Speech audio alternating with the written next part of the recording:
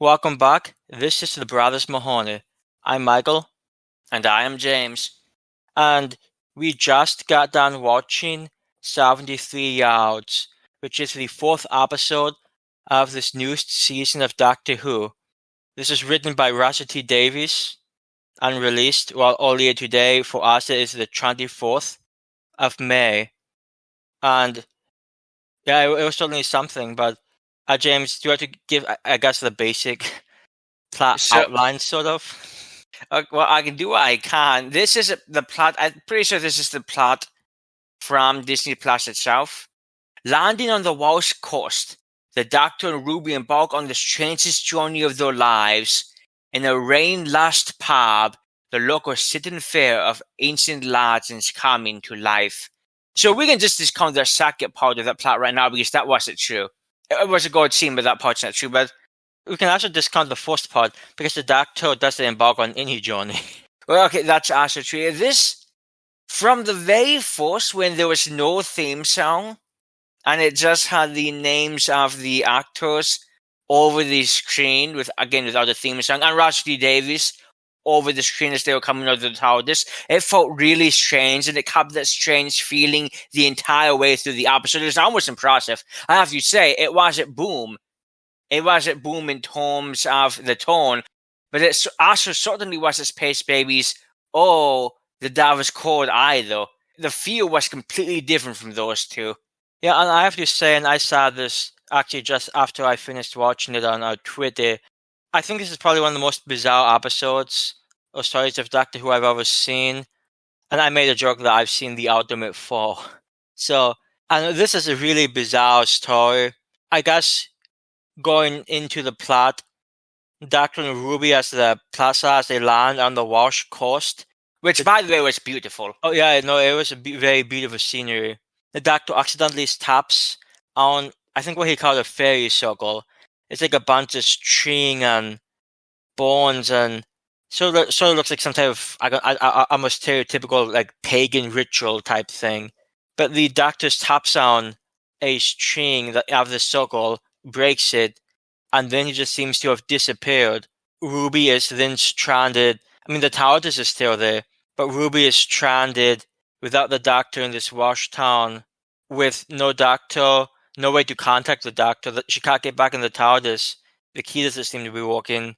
And there's a mysterious woman who seems to be following her from the exact same distance, which is where the title comes from, 73 yards. And it's a mystery throughout.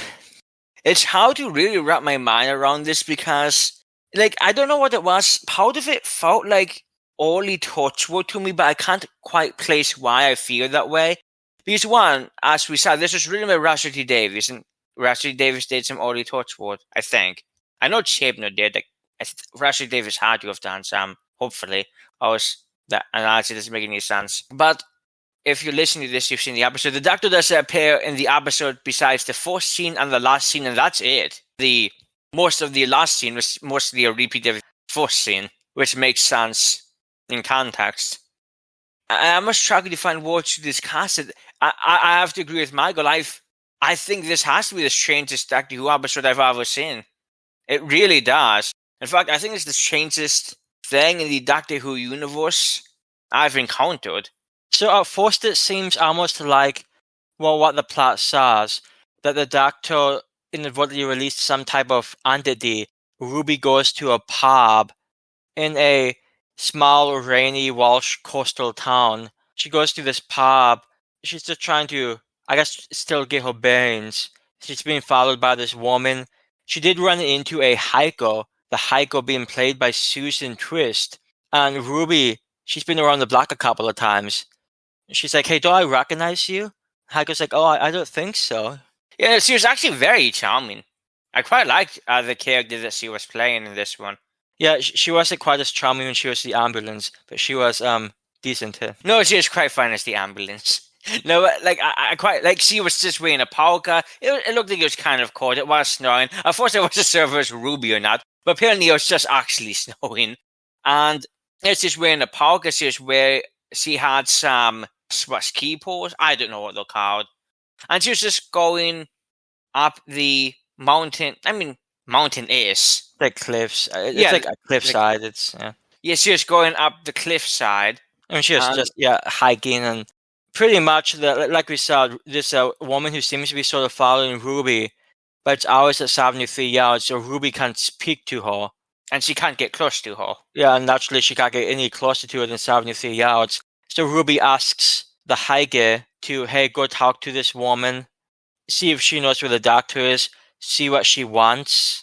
Susan Trist's character does that, and it's not quite clear what happens is the entity is like perhaps saying something to her, but she just runs off screaming, which is something that happens throughout the episode. You know what it looks like is the woman who's following her says something, then the character they're saying it to looks back at Ruby, and then they run off screaming. That's usually how it went. And actually, now the thing, but that did happen in the case of Rad, so I don't think he looked at her, but maybe he did. So Ruby is concerned. She goes to this pub, and well, long story short, if you've seen the episode, you know. Or it's hard to say what you know after seeing this. I don't know what I know after seeing this. Yeah, she goes to the pub, and they sort of play this extended sort of joke on her. Ruby explains sort of what's going on, and they're like making it. Oh, you released the spirit of what was it, Mad Jack's Unbound, but it was just some joke they were playing to sort of go off the stereotype of, I guess, Walsh being more Druidish, pagan type people. Yeah, more superstitious and the Yeah, like. yeah, more superstitious. So they just say, "Oh, I forget what did they say that Sokol was? It was just I forget what the thing was. It's just a thing. No one talks about things." Yeah, that's a great reference. But I'm not sure what they said it was either. I actually quite like this scene a lot. It reminded me actually a lot of Midnight. It had the same feel. It was kind of claustrophobic. At one point, one of the people who's leaving the pub goes out. Well, just to go home. But Ruby also asks him to talk to the woman. And he does, and the same thing happens. He runs off screaming. So honestly, I think the people in the pub would be a little worried about that, but apparently not. And then he skipped to 40 years later. Yeah. So what happened is Ruby is staying around this Walsh town for a bit because she's wondering where the doctor is. Like I said, this TARDIS is still there. Doctor just seems to have disappeared. So she sticks around. It's not quite clear how long. The woman's always equidistance away from her, and then Ruby goes back to London. She tells her mother about this. Her adopted mother. What's her name? I don't remember her name. That's not coming to me. But tells her adopted mother about this. Mother tries something. Mother tries to help Ruby out by talking to Ruby on the phone whilst approaching the woman, and doesn't work. The mother also runs off screaming, and then she sort of banishes Ruby from her life. Then a year passes, and Ruby meets up with Kate Lethbridge Stewart, who we haven't seen since the giggle. And I actually quite like seeing Kate. One, it's Kate. A lot of the conversation was interesting. I actually had to rewind it once because part of it I wasn't quite clear what I was even saying. I'm really wondering if all of this is going to come back up later because there were a couple of things during the pub scene and then later during this conversation where I'm not sure if it's just the oddity of how the episode felt or if it's going to be connected to something later. But one, the conversation is fascinating. Kate mentions that, well, she gives her a brief overview of what UNIT does, one Unified Intelligence Task Force. That's always nice to hear. And also that they deal with extraterrestrial things, except she has to note that more recently they've been dealing with supernatural things and that they've been popping up more recently and she's not quite sure why. She mentions that not only are her soldiers and people who work in the staff trained to fight against psychic intrusions, they also carry salt and silver. Yeah, something like they have salt and silver in their crosses or something like that. So they are well prepared for the supernatural. And yeah, sounds like UNIT would have some stories to tell. I wonder what the hell they've been up to. But the same exact thing happens. It seems like a really nice moment. Ruby's going to finally get some answers. It's been a year since her mother basically banished her from her life. And Kate gets all of her people. They swim around the woman. She orders the people to take her in. But instead, the same thing happens. the woman talks to them. Kate's, I suppose, hearing what the woman's saying over the earpiece is wearing, and then she looks at Ruby and she just walks away. I guess you can give her credit because she did it run away. Maybe she's more reserved than that, but just leaves and she tells her man to stand down, and then she just goes without another word to Ruby. So then once Ruby finds out that Unit is going to be of no help, we get a time skip of, I think at first it's like a couple months, but it just goes through literal years of Ruby's life. We see her dating multiple guys who they break up because she always seems distant, and like Ruby's always naturally distracted by this woman who's literally always, I mean, not always within her side, if like Ruby's side, if she's in a room with no windows, she doesn't see the woman, but she always knows she's there. So yeah, it makes probably the love life a little difficult. So we literally just follow Ruby for a bit as she's dealing with this. Then we flash forward, like 20 years? Because this sort of ties into something the Doctor was saying earlier. The Doctor appeared for maybe 4 minutes in this whole episode? But I'll be nice and say there can't be as many as 7. How about 6? Because like I said, at the beginning and the end, he appeared. So yeah, when they first landed on the Welsh countryside, the Doctor says that there was a particularly terrible Welsh Prime Minister named Roger ap Gilwyn. And I apologize, I probably butchered that name, but Welsh is one of the most terrifying languages I've ever seen. So yeah, I mean, it's supposedly English, but we all know it isn't. Yeah. Apologies to any Welsh listening. Love you guys. Language is scary. So the Doctor mentions, doesn't go into particular detail, but mentions is a particularly bad and dangerous Welsh Prime Minister from, I think he said 2046. So it's now 2046 in Ruby's life. She notices that this guy is running to be Prime Minister. So she thinks that perhaps it's the goal of this ghost. It's not really a ghostly woman, but it certainly doesn't seem natural. Maybe this woman's trying to tell her to, hey, maybe you should stop this guy from being Prime Minister or do something. It's not quite clear what Ruby thinks because Ruby doesn't have anyone to really talk to. So she tries to insert herself into this guy's campaign, and it doesn't really touch exactly on this. She makes a friend, and then she sort of sets up the friend as a spy.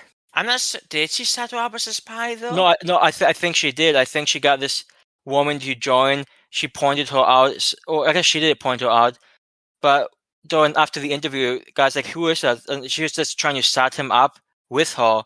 That's why she said, "Oh, he's a monster," because she probably was in some type of relationship with her. No, I got that part, but I never thought that was intentional. I thought she was just pointing out, oh no, that's who it is, and then she saw the way he was acting. She's like, oh, okay, well, he's going to be interested in her. And then, yeah, but why make any connection with her to begin with? I have no idea, but I don't know. That's not why. Because what did she gain from? None of this is made clear. I sort of assumed that Ruby wanted this other girl. I think her name was Maudie, and we'll go over the cast a bit later because I want to go through it in one fall swoop. But this is a girl named Maudie. I sort of assumed that Ruby wanted Maudie to assassinate the guy. I mean, that might seem extreme, but we literally don't know.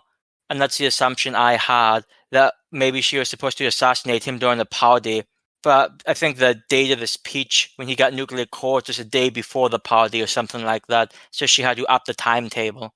Yeah, the thing is, one, you should read The Dad Zone. It's a good Stephen King book.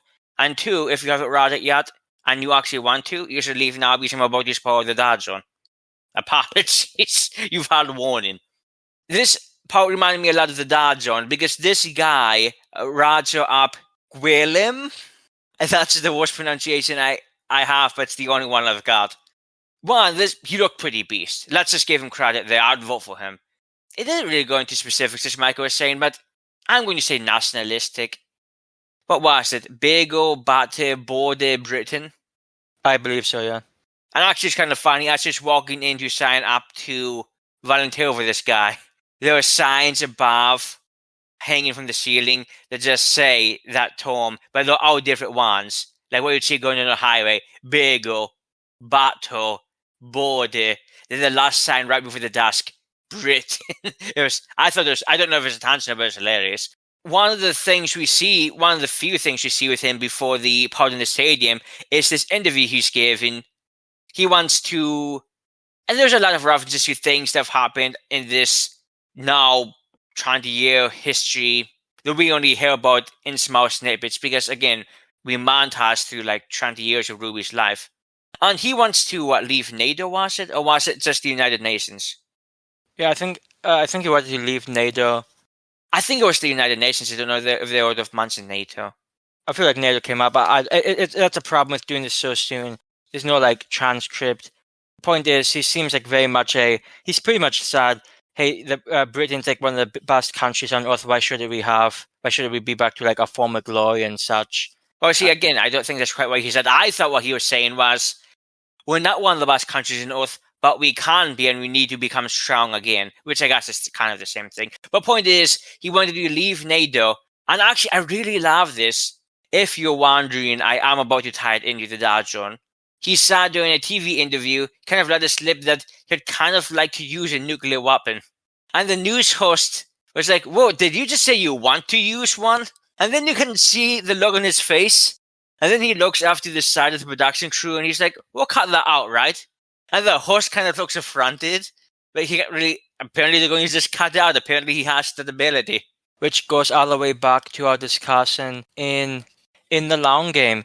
See, that's something that he probably should have got out, but because he wanted to keep access, well, I guess, hey, maybe that should just stay with him.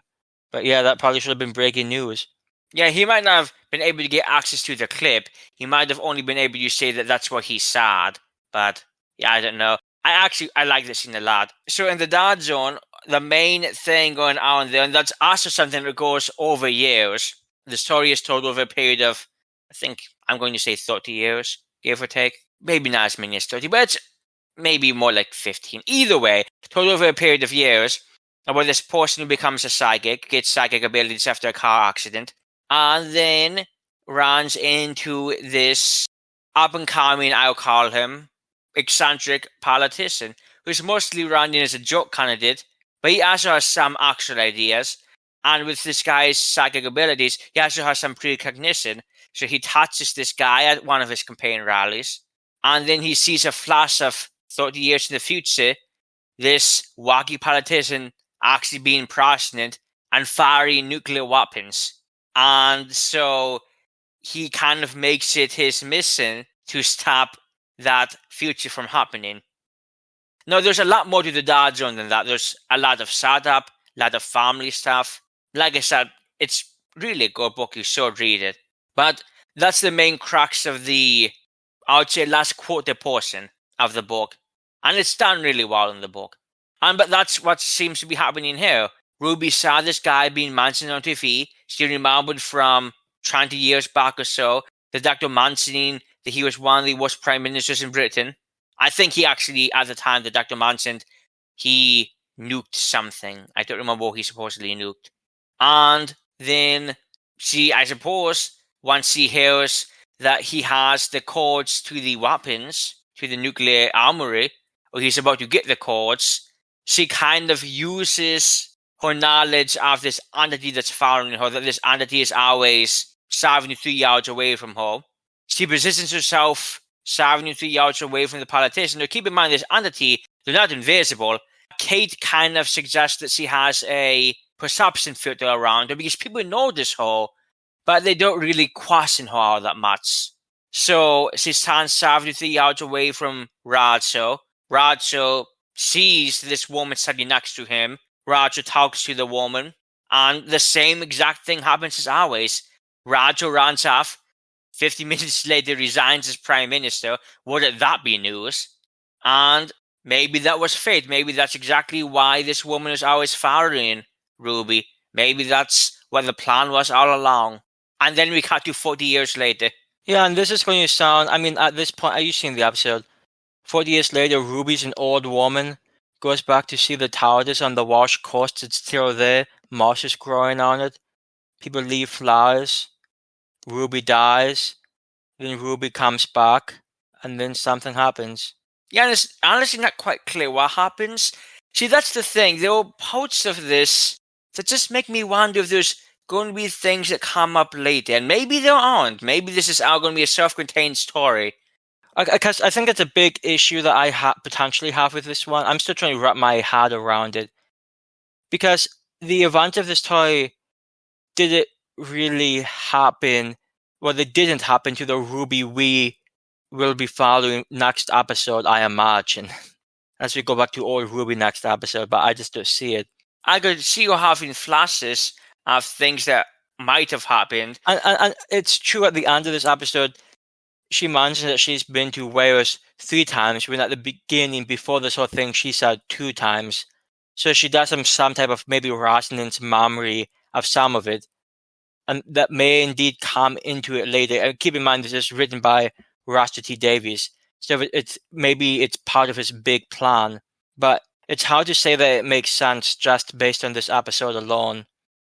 Yeah, so, one, just to make it clear, supposedly this woman who was always 70 yards away was a representation of old Ruby right before she died. Sort of warning. It seemed like she was saying, don't stop. Sort of warning younger Ruby herself to not let the Doctor step forward and break the string. It's not clear to me. This is one thing that's not clear to me. Why would the Doctor stopping on a string on the Doctor's existence? Well, see, I don't think it ended the Doctor's existence. I just think it took him out of existence. I don't know if there's a difference between ending existence and taking out of existence, but I mean, practically speaking, the Doctor was gone. Okay, but I'm just saying that to me, I saw distinction at the time, but I was thinking you would meant that he had never existed. Oh no, obviously the TARDIS, Ruby got this somehow. What was never clear to me is what the woman could have possibly been telling people to make them just run away and literally block Ruby out of their lives. Yeah, that's not clear either. Especially, like, why would old Ruby want to alienate young Ruby? Just because that's what? Yeah, I don't know. Yeah, I have no idea. So there's a couple things. I think a lot of people would probably agree. The first, 20 minutes of this episode, when it's just Ruby trying to figure out where the Doctor is and what's with the woman following her. It's atmospheric. It's mysterious. In just a small coastal Welsh town. I think it has a lot of atmosphere. It has a lot of horror type vibes. I think that was I think it worked really well. And then it sort of changed to sort of, I don't want to say political thriller, but it changed track completely. And it's sort of, especially when some of it wasn't really made clear. Like, I still think Ruby was trying to get the woman to assassinate him. That's the only thing that makes sense to me. But it's not made clear. And it's just that sort of tonal shift is just really bizarre. Yeah, like I said, there were a couple of strange things throughout the episode that just make me wonder if it's more than just kind of a malefic echo. For example, when they were basically trolling Ruby in the pub at the beginning, a old woman who I actually really liked, I'm not sure who the actress was, but there was an old woman who, this is where we get the line from the small teaser, Mad Jack is unbound. That's what they were saying was a mysterious entity that Ruby unleashed, and then they laughed at her when she believed it. And yet, when we get to see a small TV interview with the character of Racho, we learn that, he comes from Wales, the Doctor said that, and that he used to be known as Mad Jack, just as a, I guess, cool nickname. And so I'm not sure if that was like a malefic echo, like something that would happen in Derry, fans of it, shout out. Or if it was another clue to Ruby that, hey, this is your mission, except it wasn't her mission. Because even after she basically deposed what could have been a genocidal prime minister, and for the record, you know what? The Doctor didn't mention Racho at the beginning, the second time around, did he? I can't remember. He may not have, because maybe it didn't happen but I don't know, time, man. Time's always been strange in this show, but with the supernatural stuff, now it's even a lot stranger, because maybe she changed an actual timeline with an alternate timeline because of a supernatural fairy circle that she did it. I have to point out, she didn't stop in it. The Doctor stopped in it. Now, I don't know how the Doctor stopping in this changes things to focus around Ruby. I don't know. Though, actually, now that you mention it, it sort of reminds me a little bit of Tone Left. It is similar to Tone Left, yeah. Which, I mean, there were some major differences, but like, it has sort of a similar vibe where the Doctor, I mean, in Tone Left, the Doctor died, but here the Doctor disappeared. It's sort of, this was an odd one. One thing I wanted to mention was that Mrs. Flood, she was the woman from the church on Ruby Road at the end. Well, she appeared a few times throughout the episode, but she was the woman who sort of winked at the camera. Oh, it's a TARDIS. Actually, I forget her exact line, but she was there. And she pops up again in this one. Her piece of dialogue to Ruby was really strange. She saw that Ruby's mother was approaching the woman with the phone, and this is right after Ruby gets back to London, before the mother sort of banishes her from her life. So she sees that Ruby's mother's approaching a woman. I forget how the conversation starts, but Mrs. Flood pretty much says something like, "Oh, this has nothing to do with me," and just walks away. It was a very strange thing to say about an event. Yeah, I sort of almost wondered if maybe she thought, "Oh, hey, this is the quote-unquote real timeline, so it has no involvement with me." I really don't know. We don't know Mrs. Flood. We don't know anything really what's going on with her. But she did pop up here, and she had a very interesting line, and I thought it was certainly worth mentioning, even if you can't make head or tails of it. Yeah, if it's not obvious at this point, this episode has changed, and I don't know how I feel about it. I really don't. Like, certainly I have to say, liked it more than Space Babies, obviously, and Davies Code, probably, but it's a completely different entity than the Davies Code. I can't even compare the two, in all honesty. But it was really nice to see Mrs. Flood here, and one, it's nice to just remind the audience, hey, she's around. And that's useful to be reminded of, especially since we've seen so much of Susan Twist recently, that we have to remember the very first thing we saw that was fourth wall breaking was Mrs. Flood. Now, granted, Susan Twist herself hasn't broken the fourth wall that I can think of, but Mrs. Flood was the very first thing we saw, and she is still around. And I guess I did want to go over a quick list of the performances I thought were worth mentioning. And this is really in no particular order. James mentioned an older woman at the barn. Apparently she really is an older woman. The actress is 91. Sian Phillips. And it's not quite clear. She seemed to be like a sort of stereotypical English professor or something. Well, Wales. I know Wales is in England, but I'm pretty sure she preferred to be called Wales. But yeah, she had a very fun personality. Have you considered asking her in on this court night? Yeah, she was really fun. I liked her. Naturally, Anita Dobson, like we said, comes back as Mrs. Flood with some strange dialogue and moves on with her life. Susan Trist is a hiker who Ruby recognizes. So maybe, even though this was sort of reversed, this timeline, maybe the next time they run into Susan Trist, Ruby will also again recognize her. I feel bad because I think this guy's a big actor, but the guy who played Roger Ap Gwilym is a actor, Anurin Bernard. That's not a name I've seen before in my life. For those listening, Aneurrin. So yeah, that is, and again, I think he's a somewhat big actor, an up-and-coming actor in the UK. But like James said, I really liked his personality. I sort of wish we get to learn a little more about his policies. That's one thing I think this episode probably could have done. Maybe if it spaced it out a bit more. Like, I wanted to know a bit more, like, about the politics of this guy and exactly what his plans were. He did have a sort of youthful energy to him, sort of like Martin Sheen did, ironically, in The Dad Zone. And Martin Sheen played the character James talked about. Was it Greg Stilson? Yeah, his name was Greg Stilson. And by the way, there was the Dad Zone movie from the 70s. What year? I'm sure you know. Actually, it's 1983. Oh, okay. So, well, it was from the 80s then. Funnily enough, of course, Martin Sheen later played the president in The West Wing, who was this I'll be generous and call him a moderate liberal.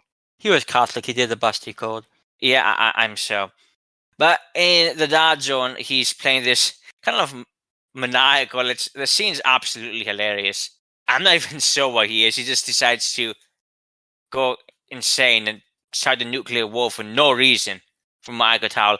But the book's better than the movie. There was also, of course, a Dad Zone TV series in the early 2000s. I am sure they added and touted, I think it was at least 6 seasons. I'm sure they eventually started to show the political plot as an overarching thing, that maybe it would have led into that, but I'm not sure if the show got cancelled. I don't know if they were actually able to finish that out. It was a television show. It's basically not months of the week, but a weekly show. He had probably small psychic adventures one week, then a different ones another week, with a slow overarching plot. That's how all of them did it back then. Yeah, so I can't vouch for the authenticity of that Dad Zone representation, but it existed, and I'm pretty sure we watched some of it when we were younger. Yeah, I vaguely remember some bits and pieces, at least of the pilot, and it's hard to say how much we watched. But yeah, that was certainly there. Yeah, this guy sort of possessed a sort of manic energy that Martin Sheen had in the Dad Zone, and I think it's a comparison really well worth making. And naturally, Gemma Radgrave came back, like we said, as Kate Lethbridge Stewart. She didn't necessarily do a whole lot, but she was here, and it was nice to see her. It was probably one of my favorite scenes in the episode, because it's one of the few scenes that first seemed like there was some hope, but then the hope was just turning away from Ash and from Ruby. Yeah, and I think it's at that point when I realized, I sort of realized before then that it probably wasn't going to skip a whole year in Ruby's life and then she gets back at the Doctor. But then once it goes into a montage of like 10 years, it's like, oh, well, this whole thing's going to be reversed anyway. So it just, does it matter really? I guess the journey is more important than the destination, they say. But the last performance I wanted to mention was that of Sophie Ablad, who played Maudie. She was the young woman I think was supposed to assassinate the guy, and it's not really clear how Ruby knew her, how Ruby made contact with her, what her exact plans were. But I sort of liked the character, even though we didn't know almost anything about her. And I sort of wish they had highlighted that a little more too. I really think if they did what to do this whole political plot in the second half, they should have given a bit more space to detail things out a bit more. I agree with that. Of course, the thing is, both my brother and I like politics and like political plots. So of course we would want that part to be spread out a bit more. It's kind of awkward though, because I actually extremely like the beginning. So I would want to cut any of the beginning part to spread out more of the political stuff. And you kind of need to set up why she's feeling like this is what she has to do. So I'm not sure if they could have made the episode longer. But another part that makes me wonder if there's not more to all of this is, again, the conversation with Kate. Because Kate said some really strange things during the conversation. And like I said, we had to rewind it because there were a couple of things she said that didn't seem... Yeah, I think the thing that stood out the most was like this event, something about the timeline and Ruby's event. And it wasn't, like James said, we rewinded it because I was wondering if I was missing context. And I think Ruby was even confused. Yeah, because when she said that, I pulled the quote out because I want to... It was one of those things that I want to... Like, it was fascinating. This timeline might be suspended along your event. It just kind of came up in the conversation, and then Ruby looks really confused, and then Kate moves on. It could mean maybe the whole timeline they were living was purely because of the event of the Doctor's tapping in or breaking the fairy circle, which I guess is technically true. But then Kate would be pretty blasé about sharing that. Like, oh, hey, we're just out in this timeline. It was just a strange thing. In fact, actually, we just recently watched Loki Season 1, and it sort of sounds like something that would happen in that show, to be honest. Yeah, it actually kind of does now that I think about it. This might be clear from our conversation. It had a very strange vibe. I mean, I have to imagine a lot of people out there have the same type of confusion. Even if you enjoyed like the vibe of it, like you're not quite sure what to make of it. And if any episode gets discussed, and I have no idea what the discussion on this one's going to be, but it really should be fascinating to see and listen to. Yeah, I mean, I really hope somehow the events of this are referenced in the future. Now, we saw the trailers. We'll talk about the teaser for the next episode in a second. We saw the trailer when it came out for the season, and we saw Kate Lethbridge Stewart in the trailer. So and the scene we saw was in the unit headquarters. So we know she's coming back again, and there's not too much more room to play around with. So maybe that will be a season finale. We're going to get some type of goddamn answers, and maybe it's going to reference this. I don't know how, and I'm really fascinated. Like, Rashidi Davies has outdone himself. I have no. This is leagues of if even half these things are overarching related to the mystery, and this is even ignoring the Ruby, Snow, her mother, her dad beat dad, who apparently she doesn't care about. If even half of this stuff is connected and all brought together unexplained, then this is going to be 10 leagues above repeating the phrase bad wolf 9 times before not really even explaining it as far as I'm concerned. This episode was a complete mindfuck to me. Have to be real. I think what I said at the beginning, it's one of the most bizarre Doctor Who episodes or stories I've ever seen. And I think that's true. It has such a strange vibe to it, and I have no idea. I definitely would have to imagine that the Mrs. Flat thing is going to come up again. I would have to imagine that Susan Trist is probably going to appear again in a future episode. Yeah, I wouldn't be surprised if those two characters appear in a future episode, and they make reference to this because whatever type of entities they are, things like parallel timelines don't actually mean anything to them. Yeah, and again, I think that's sort of why Mrs. Flat said, "Oh, this has nothing to do with me." But that's just my hard canon for now. But yeah, this was a trip and a half, and yeah, we said we're going to discuss the little snippet of the next episode, which is what Dad and Babel. It's hard to make anything from it. It sort of actually looked like almost an episode of Black Mirror. Only much less depressing. God, we can only hope. And it obviously has a very strong technological vibe to it. I'm not like big into describing like social media stuff. It looked like some type of thing obsessed with like intricate social media, and people are disappearing, and there's a monster. Actually, I'm pretty sure that's the same creature design that we saw leaked like a year ago now, because I remember seeing that creature design all over Twitter at the time. I don't remember seeing that, but you know what? I think you're right about that. And actually, now when it saw the outside location, yeah, it was that part. Huh. Interesting. That part reminded me so much. It is, in fact, going to be written by Rashidi Davies. And that part reminded me so much of Rashidi Davies.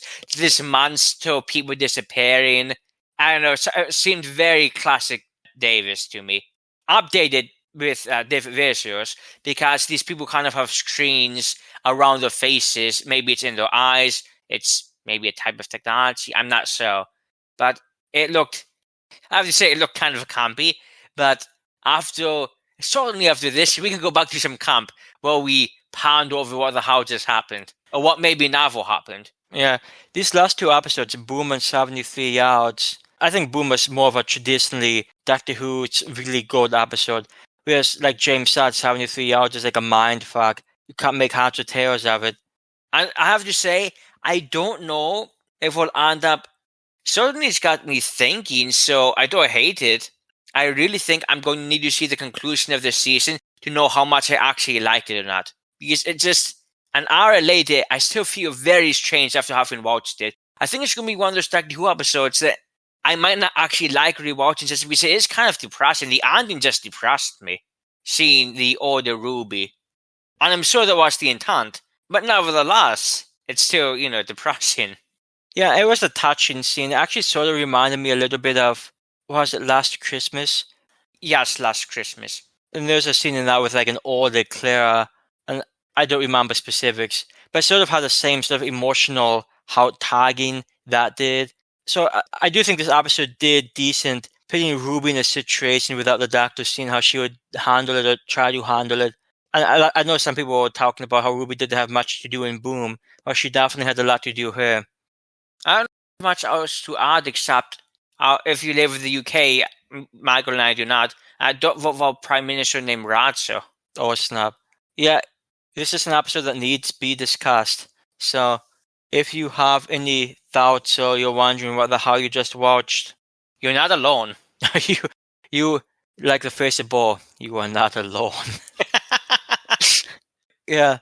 Let us know. You can comment down below, or we are on Twitter/X if you want to reach out at Brothers Mahoney. But, well, naturally, we have been the Brothers Mahoney. This is Michael. And I am James. And, yeah, we hope you have yourself a pleasant night. And do not stop in fucking fairy suckers, or things will begin to happen, I guess. That is the best we can say. Things will begin to happen. Until then.